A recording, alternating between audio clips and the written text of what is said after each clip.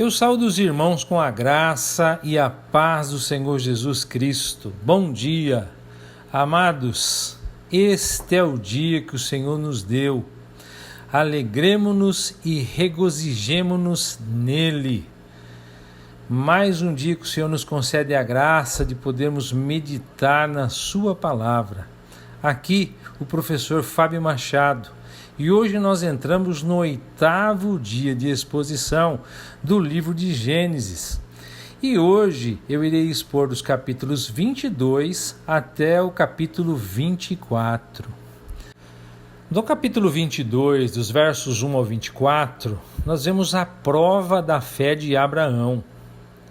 Chega a hora em que Deus dá a Abraão uma das mais severas provas de fé possíveis. Quando ele chama seu nome, Abraão está totalmente alerta. Eis-me aqui. Certamente ele não estava realmente preparado para a mensagem que Deus lhe deu. Tome seu filho, seu único filho, Isaque, a quem você tanto ama, e vá à terra de Moriá. Lá, em um dos montes que eu lhe mostrarei, ofereça-o como holocausto. Quem pode medir o choque que isso seria para um pai que ama muito seu filho? No entanto, da parte de Abraão, não lemos sobre nenhum protesto ou hesitação em obedecer à ordem divina. Ele se levantou de manhã cedo, selou seu burro e partiu a lenha para uma oferta queimada, levando consigo 2 de seus servos e também Isaque. Ele começou a longa jornada de 3 dias. Podemos muito bem imaginar quais pensamentos preencheriam seu coração. Por que Deus deu a ele um filho tão milagrosamente, apenas para pedir-lhe que o desistisse de novo? Qual era o propósito de Deus ao pedir tal sacrifício? Mas ele havia aprendido por muita experiência que Deus deveria ser totalmente confiável em tudo, quer Abraão entendesse ou não o que Deus estava fazendo. Abraão deixou os rapazes para trás enquanto ele e Isaque subiam a montanha para adorar. Esse seria um assunto estritamente entre o pai e o filho. No entanto, ele diz a seus servos que ele e o rapaz iriam adorar e voltar para eles.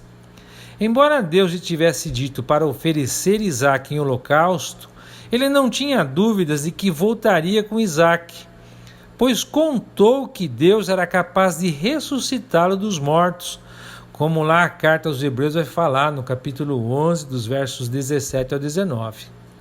Isaque carregou a lenha para o holocausto, e Abraão pegou os meios de acender o fogo e uma faca. Nos versos 6 e 8 somos informados, foram os 2 juntos. As palavras de Isaque e de Abraão nos versos 7 e 8 indicam uma adorável relação de respeito e confiança mútua. Quando Isaque questiona onde estava o cordeiro para o holocausto, Abraão ainda não lhe disse que ele seria o sacrifício, mas que Deus proveria um cordeiro. Esta foi realmente uma profecia que o próprio Abraão não percebeu o significado. No lugar designado por Deus, Abraão construiu um altar, arrumou a lenha sobre o altar e amarrou Isaque, colocando-o sobre a lenha. Não lemos sobre nenhuma resistência da parte de Isaque, mas é claro que o terror deve ter se apoderado de seu coração. E sabemos que o coração de Abraão deve ter sido afetado profundamente. Então, Abraão pegou a faca, preparando-se para cumprir plenamente o que Deus lhe dissera, ao realmente matar seu filho amado. Nesse momento crucial, ele foi interrompido pela voz urgente do anjo de Deus, chamando-o pelo nome. Quão grande deve ter sido seu alívio, e também o de Isaque, quando lhe disseram para não fazer nada ao rapaz. Depois lhe é esclarecido que se tratava apenas de uma prova, da prova da sua fé, que, como diz na primeira carta de Pedro, capítulo 1, verso 7, que é mais preciosa do que ouro que perece. O Senhor então tem um substituto para Isaque, pronto naquele mesmo lugar. Ele fez com que Abraão olhasse para trás, onde um cordeiro foi pego em um matagal pelos chifres, verso 13. Não sabemos como um animal domesticado chegou lá, exceto que Deus o conduziu até lá. Pelo menos Abraão reconheceu isso como uma oferta aceitável e ofereceu a Deus como um holocausto em vez de seu filho. Apropriadamente, Abraão chamou aquele lugar de Jeová-Jirê, que significa o Senhor proverá. Somado a isso, somos informados de que é o monte do Senhor.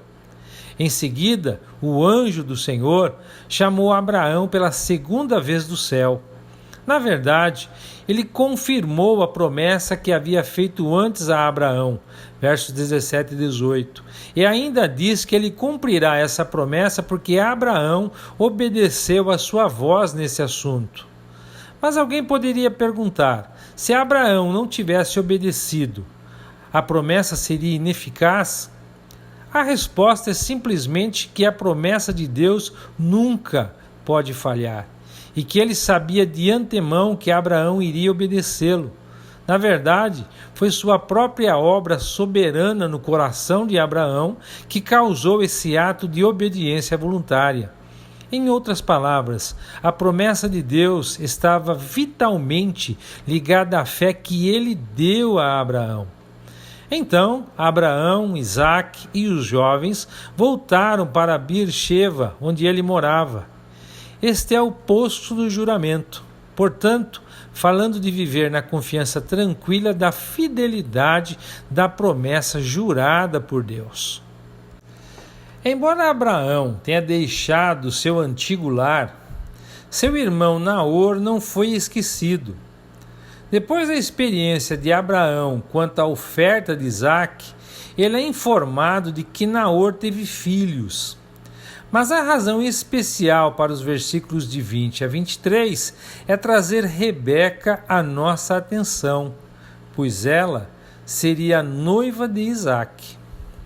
No capítulo 23, dos versos 1 a 20, nós vamos ler a respeito da morte e o sepultamento de Sara. Chega a hora da morte de Sara, aos 127 anos. Sara morreu em Hebrom, como diz o verso 2. Abraão chorou por ela. Então ele vai falar com os nativos da terra, os filhos de Et. Et, em hebraico, significa medo. Ele pede, como um estranho entre eles, apenas a posse de uma sepultura, verso 4. Ele não era um deles, pois não era afligido de forma alguma pelo medo, como provou aqui no capítulo 22. Ele não tinha herança entre eles e não desejava nada além de um lugar para sepultar a sua esposa. Eles estavam totalmente dispostos a dar isso a ele gratuitamente, pois reconheceram sua dignidade como um príncipe poderoso, verso 6. No entanto, Abraão está firme e decidido que pagará o valor total do lugar em dinheiro. Nesta história, é lindo ver o respeito que demonstraram um pelo outro. Abraão pede que ele possa comprar um campo com uma caverna em Macpela, que pertencia a Efrom. Efrom pessoalmente expressou sua disposição de dar a Abraão o lugar sem cobrança, versos 10 e 11. Mas Abraão, em resposta, insistiu que ele deveria pagar o valor total da terra. Abraão, portanto, pagou o preço de 400 ciclos de prata pela propriedade, na presença de todas as testemunhas. Então Abraão sepultou Sara em Canaã, na caverna de Macpela, perto de Manre, também chamado Hebrom. O campo e a caverna foram transferidos dos hititas para Abraão como uma sepultura permanente. No capítulo 24, dos versos 1 ao 67, nós vemos a história em que Abraão manda seu servo Eliezer buscar uma esposa para Isaque. Só depois que Sara morreu, Isaque recebeu uma esposa. Abraão exigiu que seu servo jurasse pelo Deus do céu e da terra que não tomaria uma esposa para Isaque das filhas dos cananeus, mas uma da própria família de Abraão. Embora estranho para nós, o que Eliezer fez foi colocar a mão nos testículos de Abraão e jurar por sua descendência. Embaixo da coxa é um eufemismo para os órgãos genitais. Por outro lado, o servo é instruído a não pensar em levar Isaque de volta para a Mesopotâmia. Ao contrário, ele deve levar a noiva para Isaque, verso 6. Abraão tinha confiança de que o Senhor Deus do céu enviaria um anjo diante do servo para guiá-lo claramente quanto à escolha da esposa de Isaque. A vontade da mulher de viajar para o país de Isaque era um assunto vital. Se ela não quisesse, o servo estava libertado de seu juramento. O servo então empreendeu uma longa jornada. Tendo 10 camelos, é evidente que havia outros homens viajando com ele, mas nada é dito sobre isso a princípio. Na verdade, o verso 10 nos diz que todo o tesouro de seu mestre estava sob suas mãos. Além disto, esse servo disse a Labão que Abraão havia dado tudo o que tinha a Isaque, como vamos ver no verso 36. Chegando na região da cidade de Naor, o servo encontrou um poço onde dava descanso aos camelos, ao anoitecer, quando era costume as mulheres virem tirar água. A evidência de que o Senhor o conduziu até lá é linda. No entanto, ele ora ao Senhor Deus de Abraão para que mostre misericórdia a seu mestre, enviando uma mulher ao poço que demonstrará um caráter de bondade altruísta. Ele evidentemente não tinha nenhum vaso com o qual tirar água para si mesmo, ou então deliberadamente decidiu não fazer isso sozinho, a fim de que pudesse depender totalmente da orientação de Deus. Ele pede ao Senhor que, ao pedir água a uma jovem que porventura viesse tirar água, que ela não apenas concedesse o seu pedido, mas também que se oferecesse para tirar água para os seus 10 camelos. Verso 14.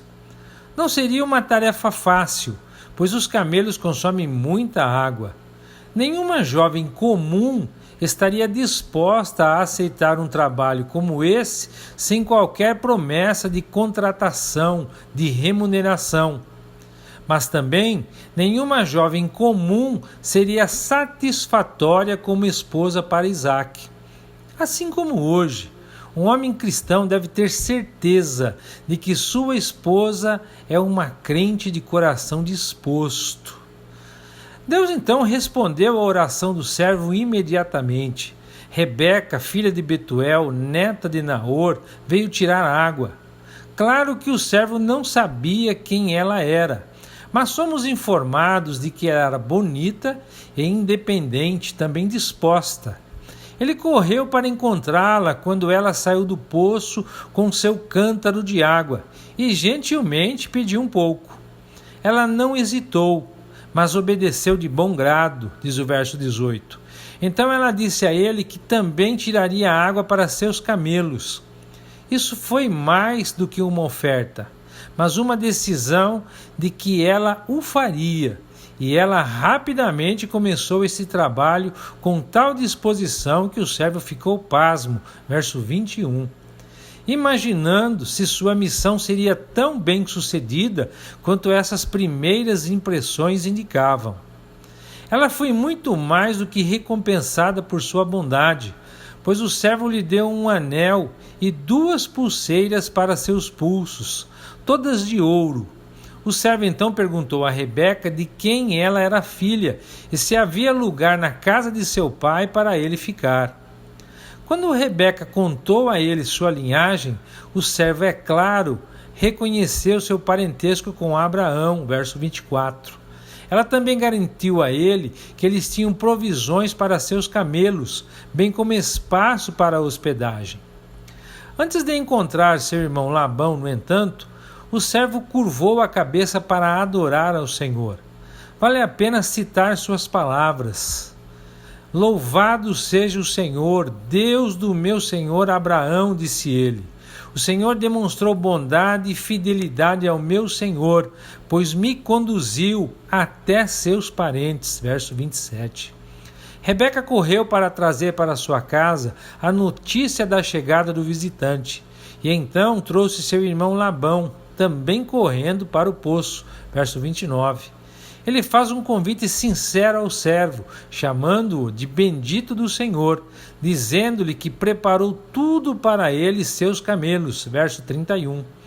Então as necessidades dos camelos foram totalmente atendidas, e o servo e outros homens com ele receberam água para lavar os pés, sendo assim refrescados após uma longa viagem.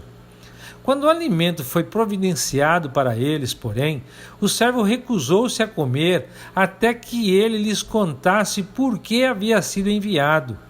A importância de sua missão foi sua primeira consideração.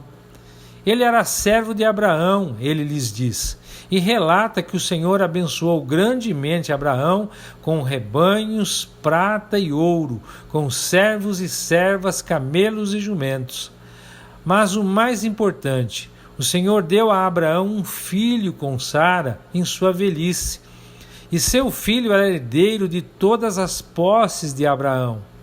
O servo relata o que Abraão disse a ele, que ele não deveria tomar uma esposa para Isaque dentre os cananeus, mas ir aos parentes de Abraão para encontrar uma esposa para ele.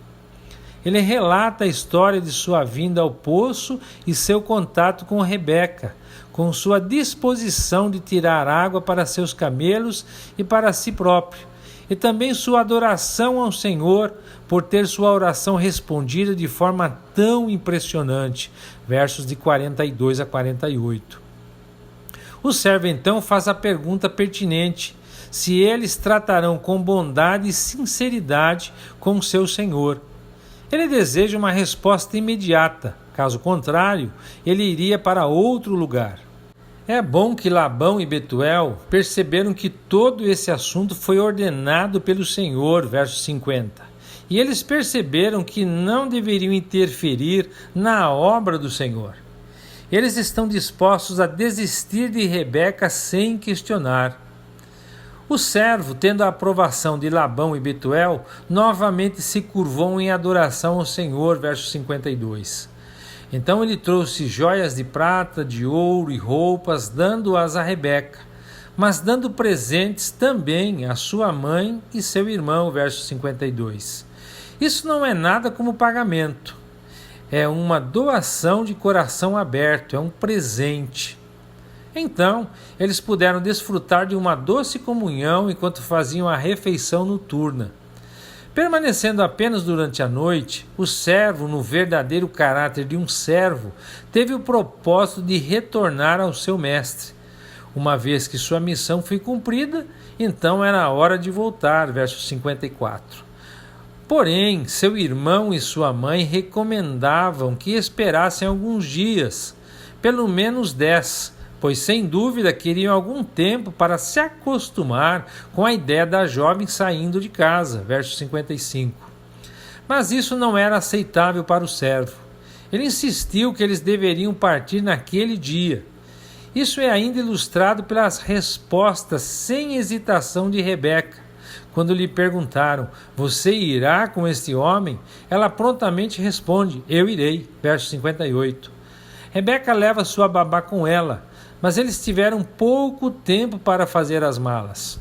Mas também ela não precisaria dos bens que possuía em Harã, pois Isaque certamente forneceria a ela tudo o que ela precisava e ainda muito mais. Rebeca sai de casa com as bênçãos de sua família, desejando ser a mãe de milhares.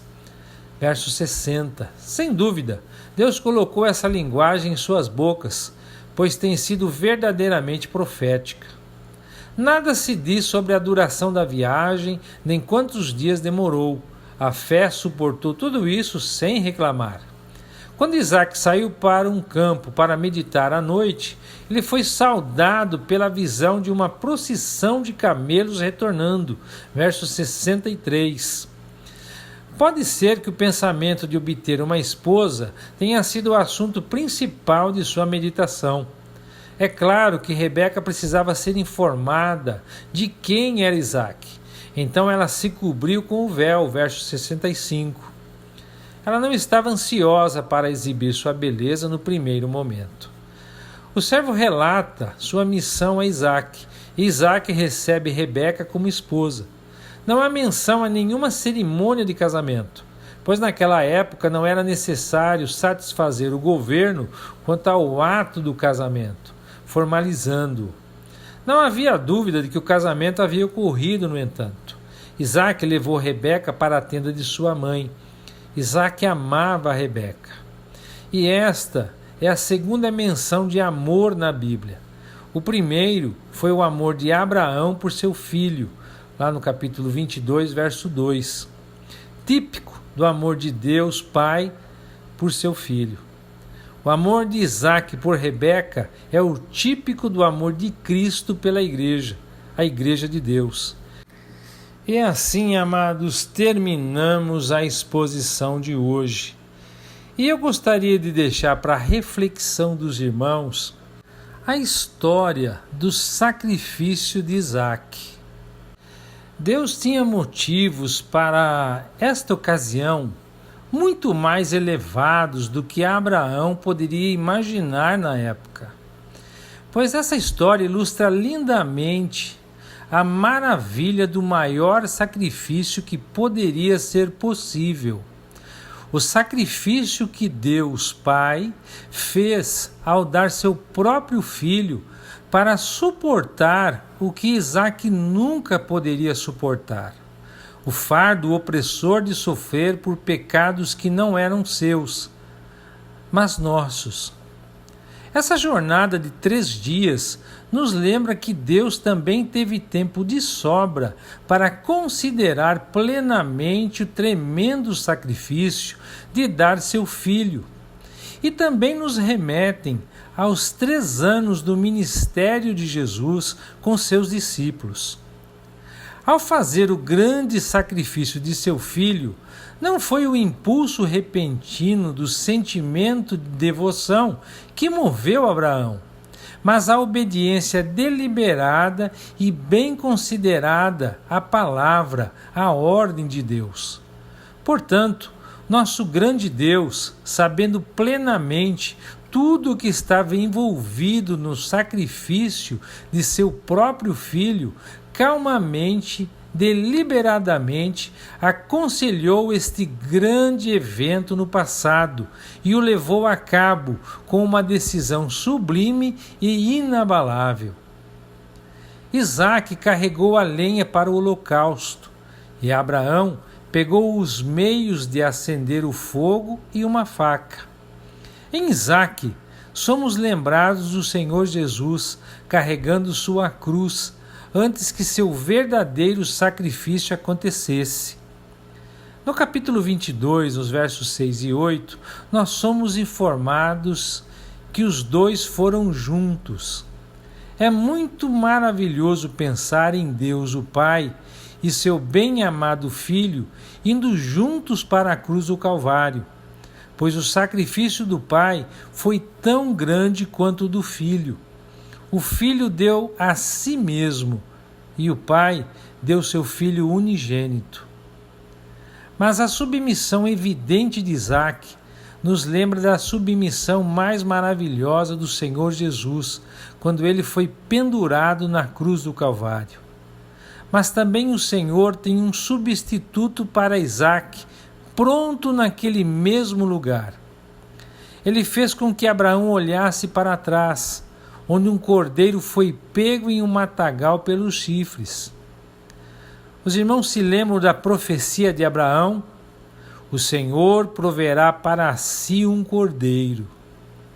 Jesus, no Evangelho de João, lá no capítulo 8, no verso 56, fala a respeito daquele dia aos judeus, dizendo: seu pai, Abraão, exultou com a expectativa da minha vinda. Ele a viu e muito se alegrou.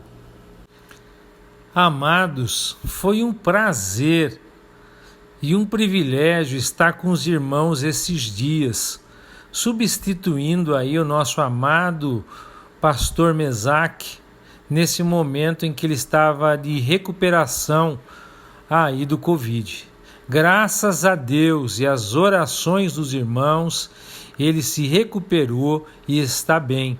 E a partir de amanhã, ele está novamente aí com os irmãos, na continuidade, dando continuidade à exposição até o final do livro de Gênesis. Da minha parte, os meus agradecimentos por poder estar com os irmãos nesses dias, compartilhando da palavra de Deus. Que o Eterno os abençoe e até a próxima, se Deus quiser.